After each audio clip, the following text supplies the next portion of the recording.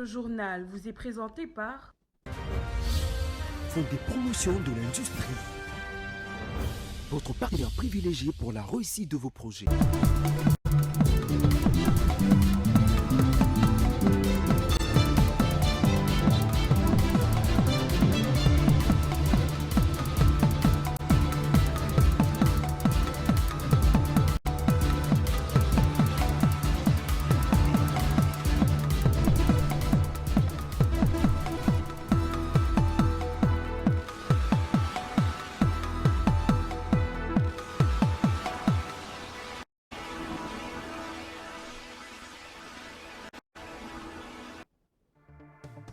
Réouverture du procès de l'ancien ministre de la Justice Constant Moutamba, c'est mercredi à la Cour de cassation. Il est accusé notamment du détournement de fonds liés à la construction de prison de Kisangani. Plus de détails dans ce journal. Et puis la Société pour la promotion du numérique a présenté son tout premier rapport stratégique intitulé Moyens d'amélioration de l'usage du numérique par son président William Albert Kalingay, que nous aurons donc à suivre dans ce journal. Et à l'actualité à l'international, le Premier ministre Robert Begré Mambé a procédé à Abidjan au lancement de la facture normalisée électronique.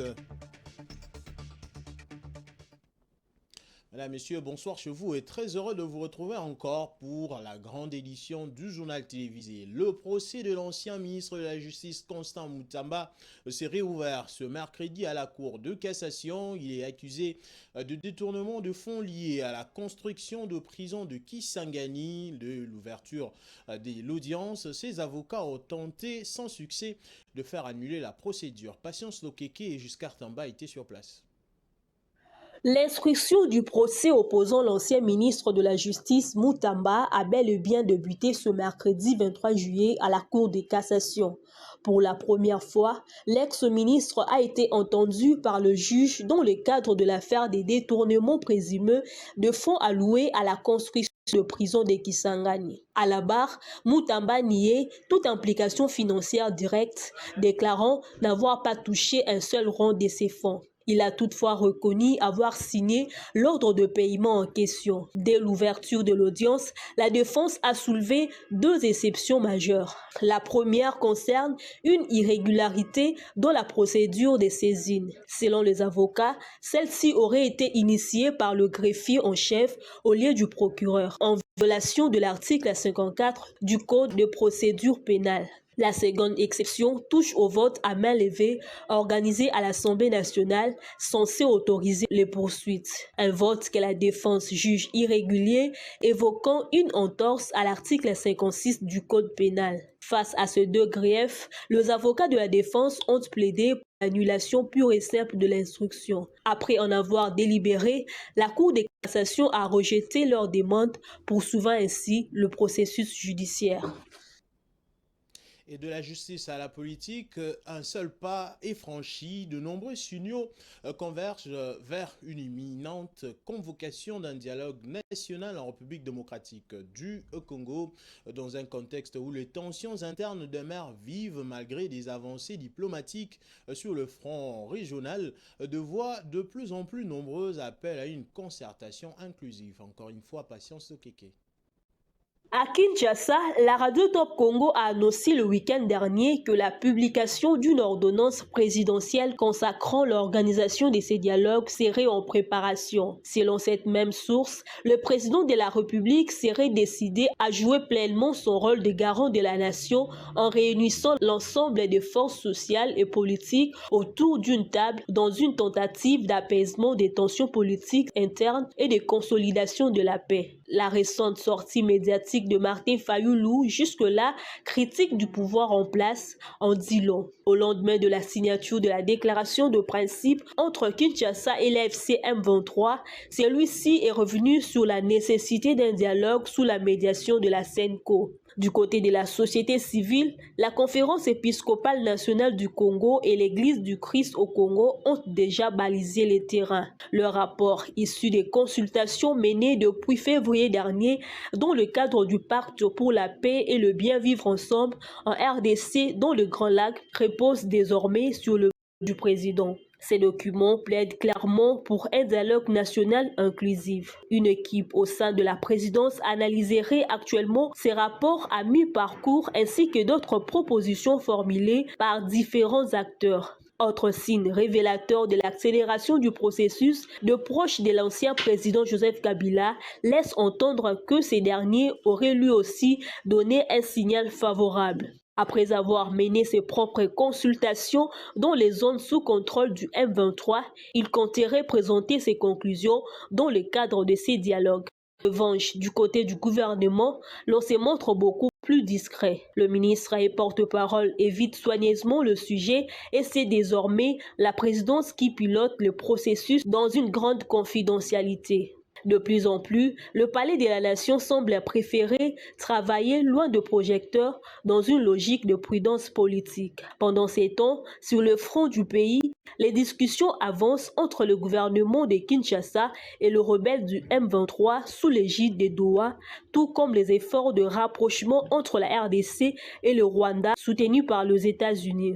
Mais pour nombre d'acteurs congolais, aucun processus de paix durable ne peut faire l'économie d'un dialogue national franc et interne. L'ordonnance présidentielle attendue dans les jours à venir devrait poser les bases concrètes de processus, thématiques, méthodologie, calendrier et composition des délégations. En attendant, la voie semble ouverte et balisée pour un grand rendez-vous politique national.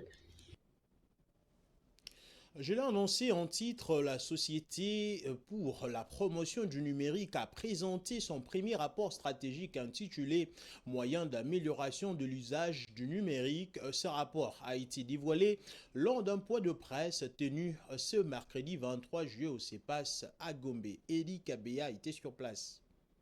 Ce mercredi 23 juillet 2025 au CEPAS dans la commune de la Gombe, la Société de promotion du numérique a présenté son premier rapport stratégique intitulé « Le moyen d'amélioration de l'usage du numérique ». Face à un parterre de journalistes, d'experts et des partenaires du numérique, le président de la SPN, William Albert Kalingay, a pris la parole pour expliquer le sens et la portée de ces rapports. Ces rapports d'activité portaient sur notre préoccupation d'inventorier, si possible, des moyens de promouvoir l'usage du numérique dans notre pays. Nous avons donc fait ce rapport qui a porté sur essentiellement un seul aspect, c'est la capacité de nos autres administrations publiques, surtout nos ministères, d'utiliser les applications que ces ministères ont eux-mêmes mises en place pour qu'ils soient contactés. Donc la première fonction a été la fonction fatigue, contact avec les ministères, et nous avons compris que la plupart des ministères n'utilisaient pas les moyens numériques à leur disposition pour être en contact avec les publics. À la question de savoir comment la SPN entend promouvoir le numérique dans les administrations publiques, le président de CTSBL a évoqué plusieurs pistes dont la mise en place prochaine de cycles de formation à destination des agents et décideurs publics. C'est pour ça que la SPN se donne comme mission de promouvoir l'usage du numérique par l'organisation des formations. D'ailleurs, la première des formations qui va se faire avec l'accord de la RPTC, parce que nous travaillons aussi avec la RPTC, vous avez appris qu'on a parlé des 16 milliards de données qui ont disparu, ou qui ont été volées, qui ont été trafiquées, voilà. Et que nous risquons d'avoir des problèmes ici. Nous avons fait une proposition au gouvernement d'organiser rapidement avec les experts une formation des formateurs. Initiative locale née d'un besoin national, la SPN s'inscrit dans un effort plus large visant à développer l'écosystème numérique en RDC. Son ambition, favoriser l'inclusion numérique, notamment chez les jeunes, tout en collaborant avec des acteurs nationaux et internationaux pour accélérer la transformation digitale du pays. Le chemin reste long, mais les jalons sont posés. À travers ces rapports, l'SPN lance un appel à agir pour un numérique utile, inclusif, sécurisé et surtout humainement accessible. Dans un autre registre, de cas d'incendie ne cessent d'être enregistrés à Kinshasa ainsi que dans plusieurs provinces de la République démocratique du Congo. Des centaines de maisons ont été consumées, entrepôts, marchés, écoles, tous touchés par ces événements tragiques qui causent souvent des dégâts matériels importants et de pertes en vies humaines. Et très souvent, les interventions de secours en cas d'incendie sont inefficaces selon des témoins. Comment mieux organiser les services des brigades anti-incendie en RDC? Éléments de réponse dans ces reportages de Rachel Misenga et Giscard Tamba.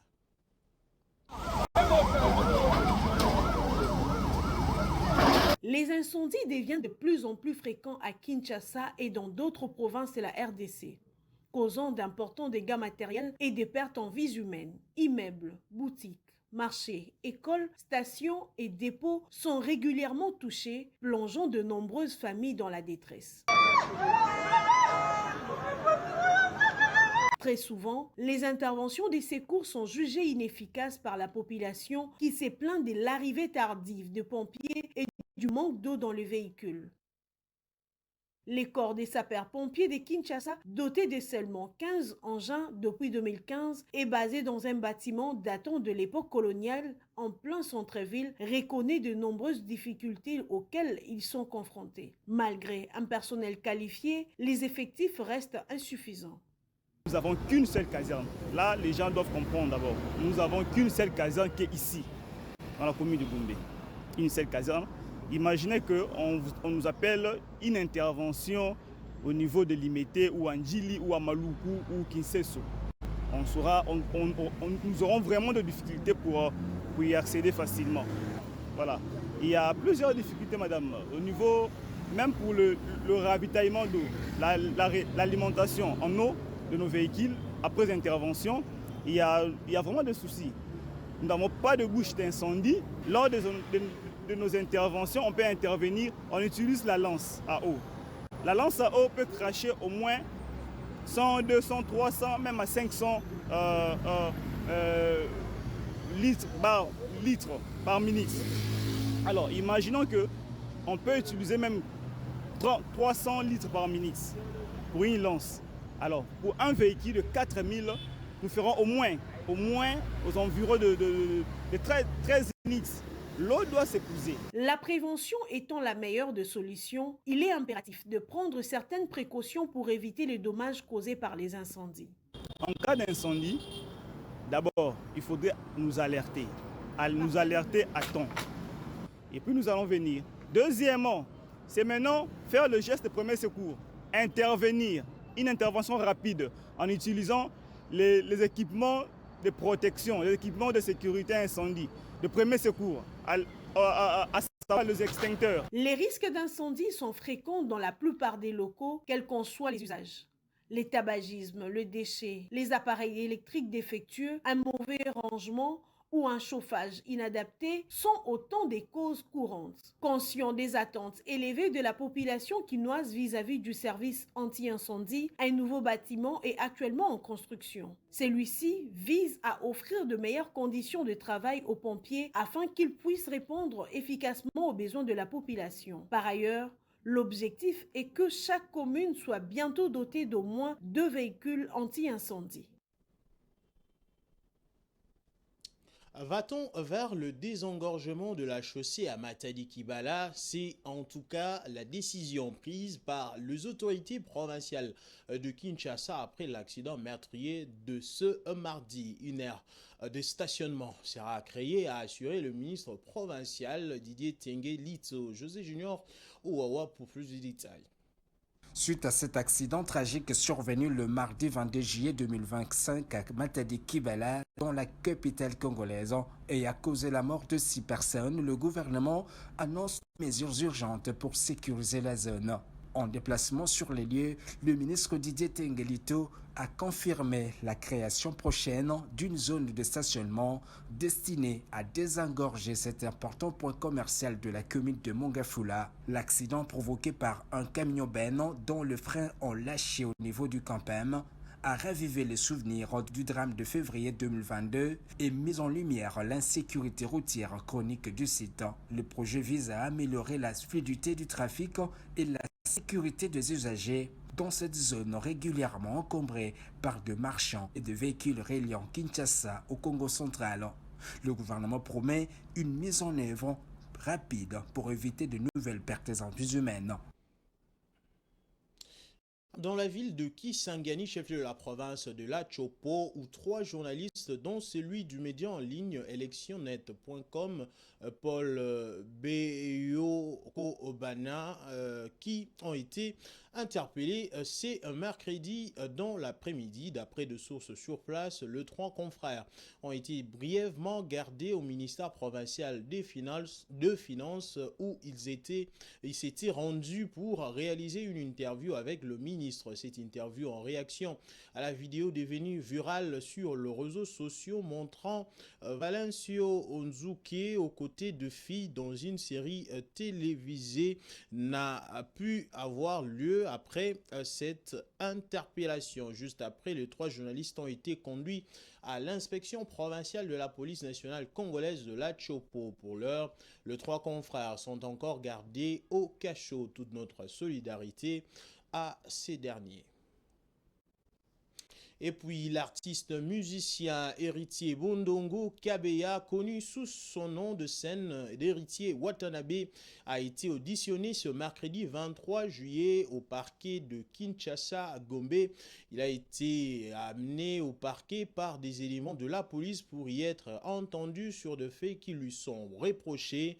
D'après certaines sources, son audition serait liée à sa chanson Magoda, interdite d'être jouée en public alors que ces derniers l'auraient fait lors d'un concert sur la place de l'échangeur de Limete en marge du Festival mondial de la musique et du tourisme du 16 juillet courant. Et de nouvelles tragiques, des nouvelles religieuses et très bonnes nouvelles alors pour l'église Corps du Christ, véritable star du culte évangélique au Congo et dans l'espace francophone. Le pasteur Marcelo Tunassi, responsable des églises La Compassion, s'est marié un séjour à Bruxelles avec la prédicatrice Esther Aïcha. Cet événement intervient plus d'1 an après la mort de son ex-épouse Blanche Odia Kandolo. L'annonce de cette union a créé un buzz énorme sur les réseaux sociaux. On va donc souhaiter plein succès au couple Tunassi. 26 léopards à prime ont été sélectionnés par Otis Ngoma pour participer au championnat d'Afrique des Nations qui se jouera conjointement au Kenya, en Tanzanie et en Ouganda le mois prochain. Un stage en Tanzanie est prévu en fin de semaine pour peaufiner le préparatif. Suivez. 2 événements ont caractérisé la journée de Léopard à prime ce mardi. D'abord, le sélectionneur Otis Ngoma a publié la liste officielle de 26 joueurs retenus pour disputer la phase finale de la 8e édition du championnat d'Afrique des Nations prévue du 2 au 30 août 2025 au Kenya, en Tanzanie et en Ouganda. Après un mini-stage de préparation à Kinshasa, 10 joueurs ont été écartés, dont Faverdi Bongeli, Dieu merci Lupini, Junior Mavungu et Isdras Makosi. En revanche, le vétéran Michel Mikase, le rescapé du sacre de 2016 et du dernier Chan, mais aussi le doyen Aimé Bakula, gardien de 40 ans, figure dans la sélection finale. La RDC prendra l'avion ce week-end en direction de la Tanzanie pour parfaire sa préparation. C'est là que les Léopards poursuivront les entraînements avant le coup d'envoi du tournoi prévu le 2 août prochain. Le choix de la Tanzanie a été fait après le désistement de l'Algérie, notamment en raison de conditions climatiques défavorables. La RDC fera son entrée en lice le 3 août face au Kenya à l'occasion de la première journée du tournoi. Le second événement de la journée fut la visite de Léopard à Prime par la nouvelle équipe dirigeante du Connor de la FECOFA menée par Maître Belinda Luntadila Nzouzi au Béatrice Hotel. Maître Belinda Luntadila a non seulement remonté les morales des athlètes, mais elle les a aussi assurés d'un soutien indéfectible de la part de l'instance fêtière du football congolais et du gouvernement. Elle leur a rappelé leur devoir suprême de défendre avec fierté le couleur nationale. C'est donc avec cet événement de Léopard Chan que nous allons nous envoler en dehors des frontières congolaises.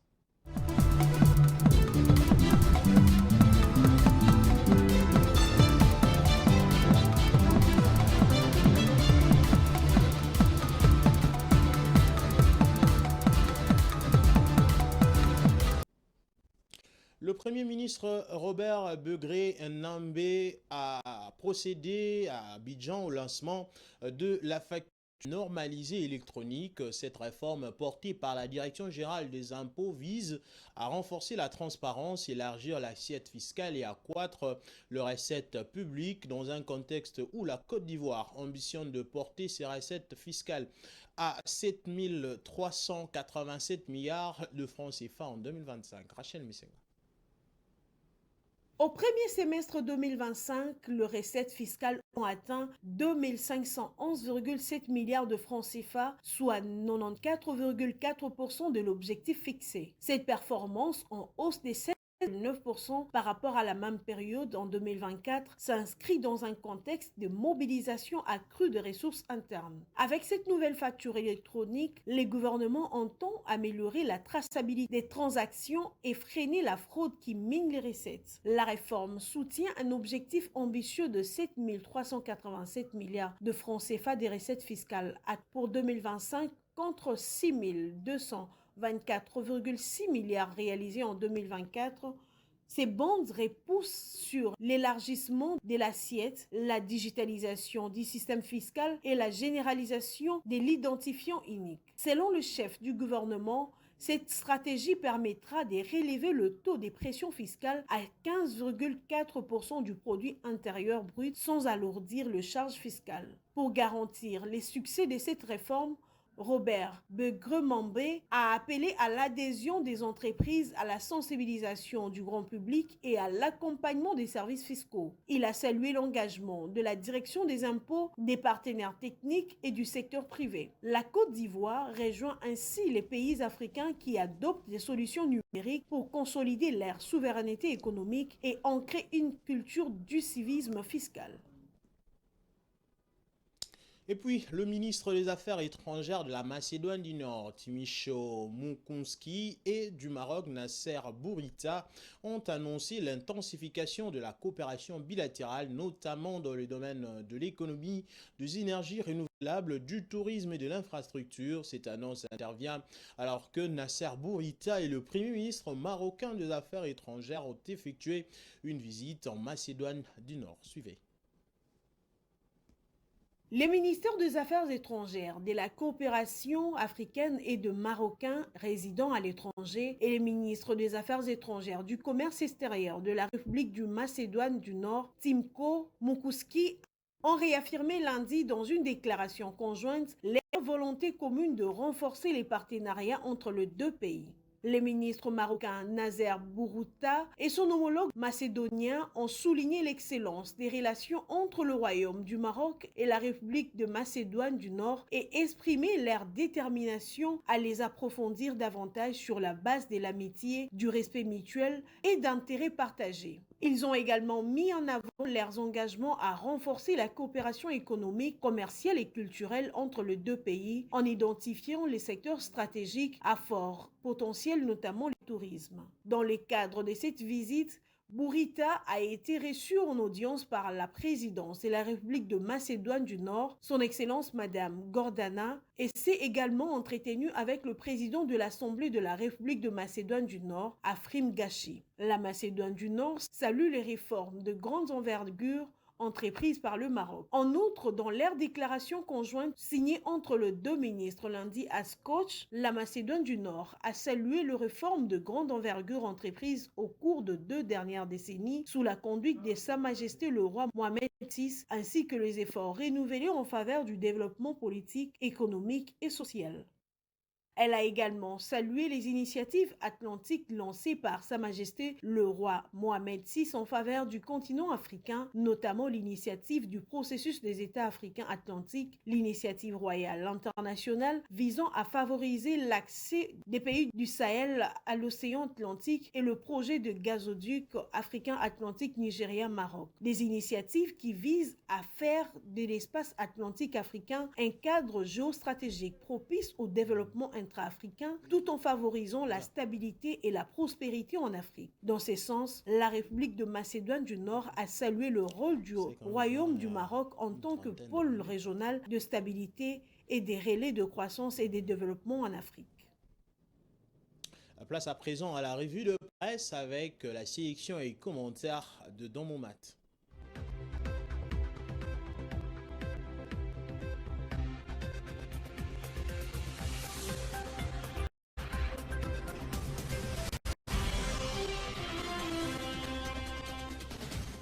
De nombreux journaux qui ont paru aujourd'hui reviennent sur la bonne collaboration entre le président de la République, Félix Tshisekedi, et Vital Kamerhe, président de l'Assemblée nationale. Mesdames, Messieurs, bonsoir. Ouvrons cette revue avec Géopolis qui met en lumière les efforts de paix en cours en République démocratique du Congo. Le porte-parole du gouvernement, Patrick Mouyaya, déclare « La crise dure depuis 30 ans, nous sommes dans une phase d'atterrissage pour arriver à une paix que le président de la République veut durable et définitive qui réitère que le média puisse aussi l'aider. Il appelle les journalistes à contribuer à la construction de cette paix. Dans un temps plus tendu, Africa News évoque un climat politique empoisonné par des rumeurs visant Vital Kamerhe, président de l'Assemblée nationale, accusé à tort d'avoir pactisé avec la France pour torpiller les négociations de Doha ou d'être mêlé à un coup d'État. L'homme est dépeint comme un pilier du dialogue. Le président veut négocier et non vendre le pays, déclarait-il en février dernier, illustrant l'alignement clair entre les deux institutions républicaines. Forum des As renforce cette image en soulignant que Kamerhe est vu comme l'un des rares Congolais à avoir l'autorité et le charisme nécessaire pour peser sur le processus de paix. Le temps a confirmé, si besoin il en est encore, que l'homme est bien un pacificateur, écrit le journal, en rappelant qu'il fut le premier à défendre les dialogues, même au plus fort des offensives du M23. La prospérité, de son côté, alerte sur la gravité des atteintes aux droits humains en zone sous occupation. Le président de la Commission nationale des droits de l'homme, Paul Nsapou, appelle à une commission mixte d'enquête indépendante et à une mobilisation nationale et internationale pour que cesse la guerre silencieuse contre le Congolais. Il insiste sur la nécessité de renégocier les accords liés aux ressources stratégiques et dénonce les violences commises par des groupes armés comme le Mobondo dans l'ex-Bandundu ou le Kuluna à Kinshasa, instrumentalisé selon lui par les mêmes acteurs et leurs supplétifs. Sur ce même sujet du banditisme urbain, Info 27 rend compte du verdict prononcé par les tribunaux militaires de Kinshasa-Gombe le 22 juillet. Sur 20 présumés bandits poursuivis pour terrorisme, 4 ont été condamnés à 20 ans de servitude pénale et 6 ont été acquittés. Un signe que l'État tente de rétablir l'ordre, même si la situation reste préoccupante. Enfin, EcoNews conclut avec une alerte du FMI. Les dépenses d'urgence sous la direction du ministre des Finances, Doudou Famba, dépasse désormais 15% du budget. Le nouveau ministre a malheureusement pris le même chemin que son prédécesseur Nicolas Kazadi, estiment les experts. Entre impératifs sécuritaires et dérives budgétaires, le bailleur des fonds réclame un retour urgent à l'orthodoxie financière. Fin de cette revue de presse. Au revoir.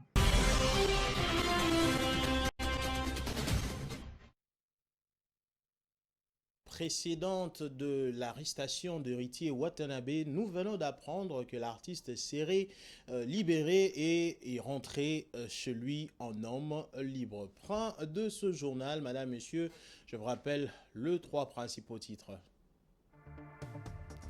Procès de l'ancien ministre de la Justice Constant Moutamba. Ce dernier a répondu ce mercredi à la Cour de cassation. Il est accusé de détournement de fonds liés à la construction de prison de Kisangani. Vous avez eu des détails dans ce journal. Et puis la Société pour la promotion du numérique a présenté son premier rapport stratégique intitulé Moyens d'amélioration de l'usage du numérique. Vous avez également eu des détails. Et à l'international, les ministres des Affaires étrangères de la Macédoine du Nord et du Maroc ont annoncé l'intensification de la coopération bilatérale, notamment dans le domaine de l'économie. Fin complète donc de ce journal, mesdames, messieurs. Merci à vous de nous avoir suivis. Retenez que l'amour est le meilleur cadeau divin laissé par le Seigneur sur cette terre. Au revoir.